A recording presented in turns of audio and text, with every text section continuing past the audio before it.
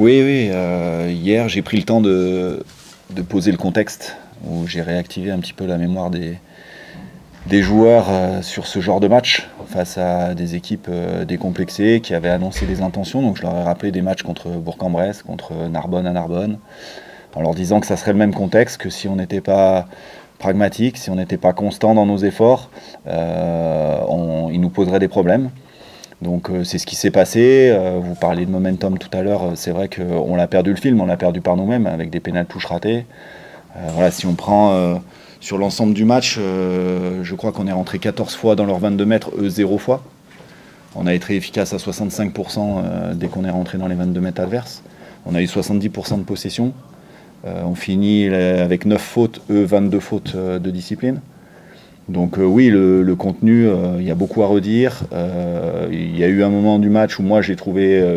ça m'intéressait de savoir comment on allait gérer la situation.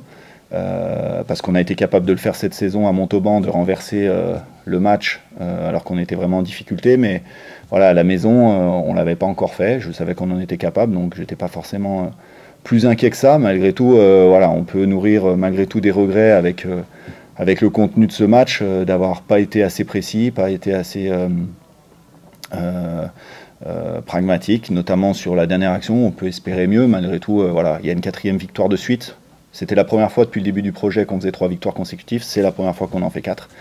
Donc j'ai travaillé sur le contexte hier par rapport à ce match. Je vais aussi travailler sur le contexte de la semaine prochaine vu les résultats du soir. Ouais, après, il faut être lucide hein, sur le contenu du match. Après, ce que je retiens, si je fais, parce il faut pas oublier qu'on redémarre un bloc, où il y a une période de coupure. On sortait d'une belle victoire à Carcassonne, où il y avait malgré tout des secteurs sur lesquels on avait performé, la mêlée, le ballon porté, la discipline. Ça fait 4 ou 5 matchs qu'on est en dessous de 10 pénalités par match. On est en dessous ce soir. Les ballons portés, la mêlée a été bien. Donc voilà, c'est des secteurs sur lesquels on a mis des focus de travail. Il y en a d'autres où il faut qu'on remette un peu plus de travail parce que ça nous met en difficulté.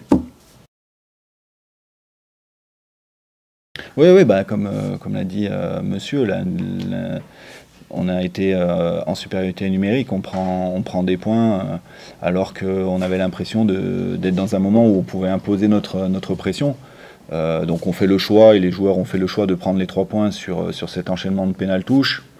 Moi je suis aligné avec eux, il faut valoriser les efforts, il faut marquer, il faut se payer. On la rate. Et 30 secondes après, on a une nouvelle opportunité de pénal touche qu'on rate. Et à ce moment-là, on a perdu le fil.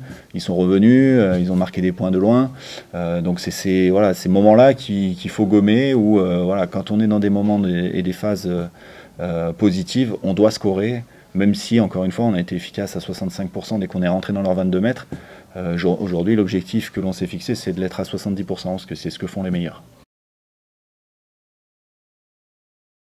Ouais. Non mais ça c'est sûr.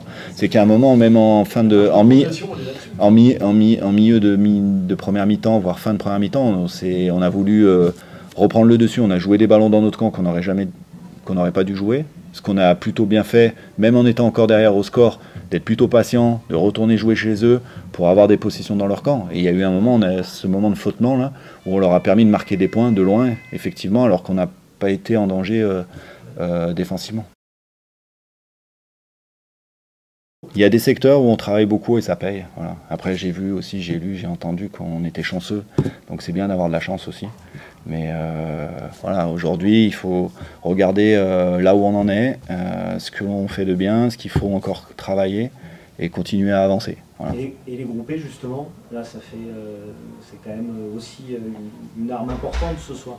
Oui, c'est un secteur où il y a un gros focus de fait. Les avants, ça leur tient à cœur. Ils sont dans un club où les phases de conquête sont importantes. Ils travaillent beaucoup et depuis quelques matchs, on a les fruits de ce travail. Donc, mais il ne faut pas lâcher parce que l'équilibre, ça peut vite être déstabilisé. Non, il fallait déjà laisser passer un petit peu ces phases un peu négatives, de voir comment on allait reprendre le fil. On a pris le temps à la mi-temps de bien analyser ce qu'on avait fait en essayant de donner des solutions aux joueurs, de nous remobiliser aussi dans l'énergie, et puis après de voir un petit peu comment on allait redémarrer cette deuxième mi-temps. Mais je trouve que nous aussi, on progresse dans notre analyse et dans le coaching, parce que du coup, c'est aussi des points importants dans une rencontre de bien coacher au bon moment.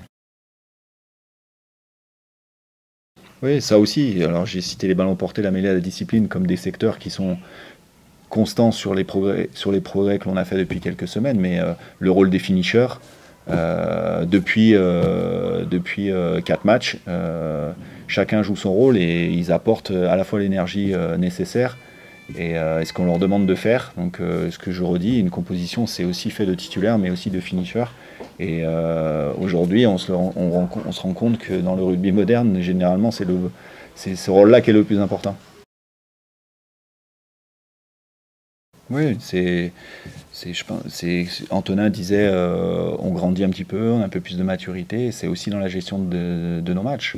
Alors oui, le match de Montauban, il n'y en a pas 50 par saison, mais ça fait grandir une équipe, dans la confiance en soi, dans la capacité à renverser une situation, à être calme, à y aller petit à petit, pardon, je vais y arriver. Et ce soir, on l'a réitéré sur un match pas facile face à une équipe qui est encore venue avec des intentions, qui a joué son jeu. Et voilà, donc c'est positif de finir avec une victoire.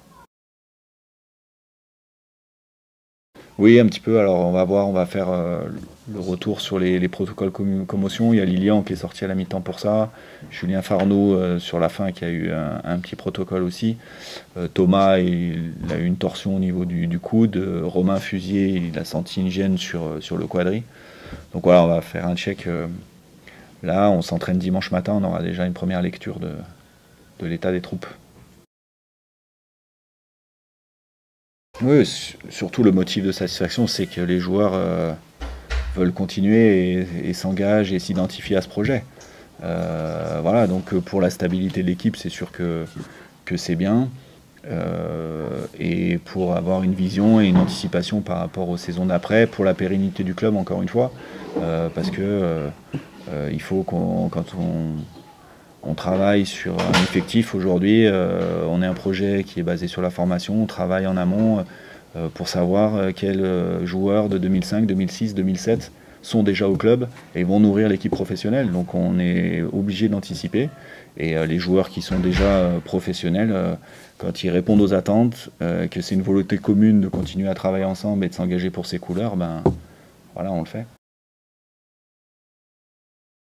Oui, oui, bah, Vous allez adresser un message peut-être. oui, et puis ça montre aussi l'attachement et l'identification à un projet. Et après, on se préserve aussi des attaques des gros clubs, parce que de toute façon, ça se passe comme ça. Et ils n'attendent pas les fins de saison pour essayer de venir cibler des joueurs qui performent chez nous. Donc ça, c'est la réalité.